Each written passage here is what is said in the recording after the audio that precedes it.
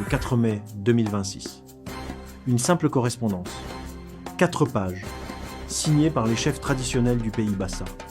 Et avec ces 4 pages, une bombe vient d'exploser dans le tissu social camerounais. Le Mboglia, le Conseil suprême des chefs supérieurs du pays Bassa, vient officiellement d'interdire la tenue des dimanches taro sur ces terres. Tu as bien entendu, interdire, pas déconseiller, pas réguler, interdire. À première vue, on dirait une histoire de cuisine, une querelle culinaire entre régions. Et c'est exactement ce que les médias officiels veulent te faire croire. Mais aujourd'hui, je vais te montrer pourquoi cette décision n'a rien à voir avec le taro. Pourquoi elle réveille des plaies ethniques qui dorment depuis des décennies au Cameroun. Et pourquoi tout le monde, où que tu sois dans le monde, doit comprendre ce qui se passe vraiment.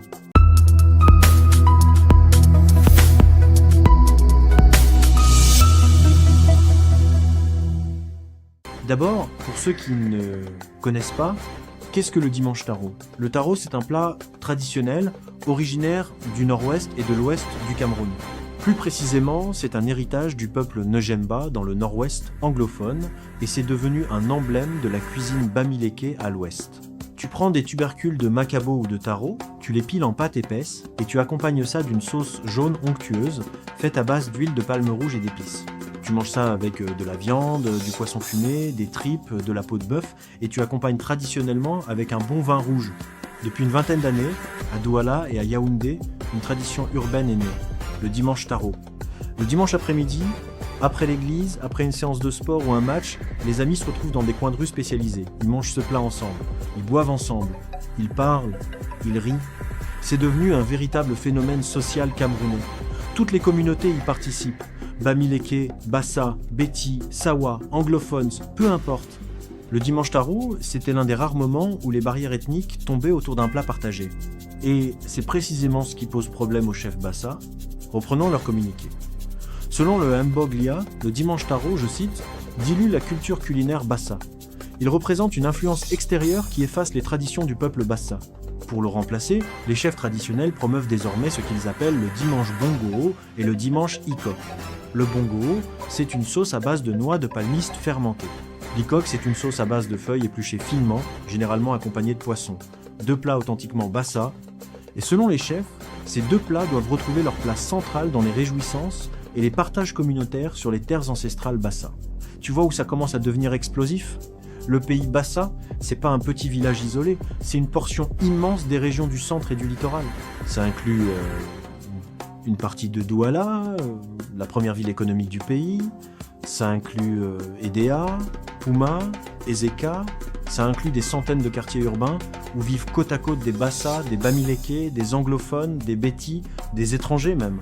Et là, on vient leur dire, sur cette terre, vous ne pouvez plus organiser de dimanche taro. Parce que le taro n'est pas Bassa, parce que ça vient d'ailleurs. Parce que ça menace l'identité culturelle locale. Maintenant, regardons les vraies tensions qui se cachent derrière cette décision. Au Cameroun, depuis des décennies, il existe une rivalité économique sourde entre la communauté bamileke et les autres groupes ethniques du pays.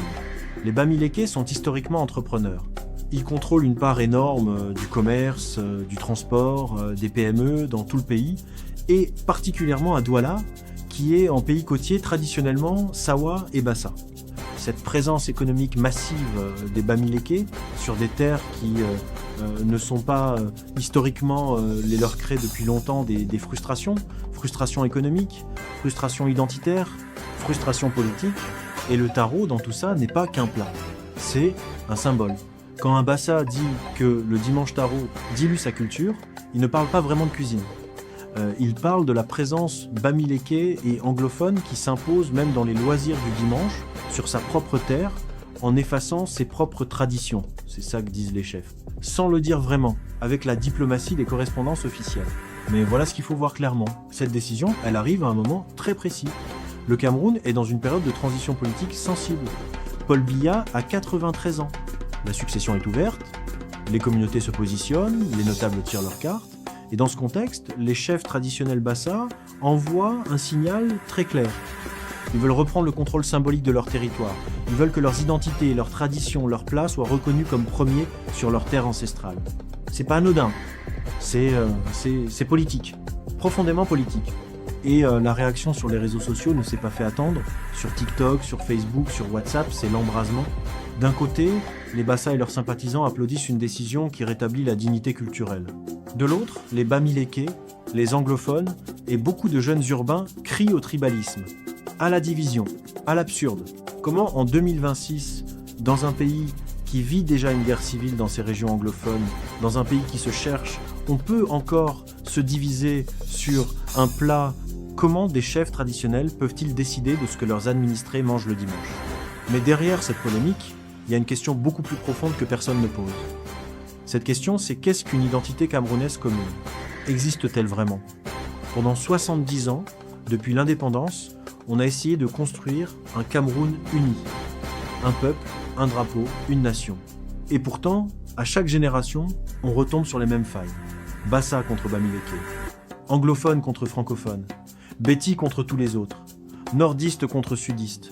Le dimanche taro était l'un des rares lieux où ces failles s'effaçaient, au moins le temps d'un repas. Et c'est précisément ce lieu que les chefs Bassa viennent d'attaquer. Ce qu'il faut comprendre, c'est que cette décision n'est pas isolée. Elle s'inscrit dans une tendance plus large à travers tout le continent africain. Les chefferies traditionnelles longtemps marginalisées par les États postcoloniaux sont en train de reprendre du pouvoir. Au Ghana, au Nigeria, au Burkina Faso, au Mali. Elles utilisent leurs prérogatives ancestrales pour réguler des aspects de la vie sociale que l'État moderne ne contrôle plus. Au Cameroun, dans le contexte de fin de règne de Biya, ce mouvement s'accélère. Et il faut s'attendre à ce que d'autres décisions similaires viennent dans les prochaines semaines. Sur la musique, sur les mariages mixtes, sur les terres, sur tout ce qui touche à l'identité. Maintenant, qu'est-ce que toi tu fais de tout ça? Si tu es Bassa, je comprends ta fierté. Promouvoir tes plats traditionnels, c'est légitime.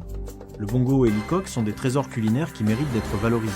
Mais la promotion ne devrait jamais passer par l'interdiction. Tu peux célébrer tes traditions sans interdire celles des autres. Si tu es Bamileke ou anglophone ou d'une autre communauté, ne tombe pas dans le piège. Ne réponds pas à cette décision par un autre rejet identitaire. Le pays a besoin de plus de liens, pas de moins.